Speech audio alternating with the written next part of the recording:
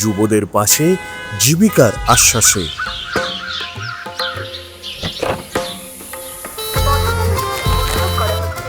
অনেক তরুণ তরুণীর পড়াশোনা শেষ করার পর সবচেয়ে বড় লড়াইটাই হলো একটা ভালো কাজের সুযোগ পাওয়া।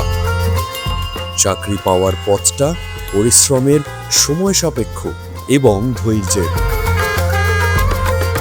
বাংলার যুবসাথীর ১৫০০ টাকা জমা হলো।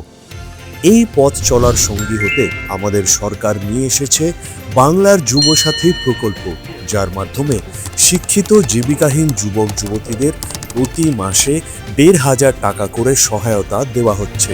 তবে এটি কেবল আর্থিক সহায়তাই নয়, এটি একটি সুযোগ নিজেকে প্রস্তুত করার, নতুন কিছু শেখার এবং একটি উজ্জ্বল ভবিষ্যতের দিকে আরও এক ধাপ এগিয়ে যাওয়ার।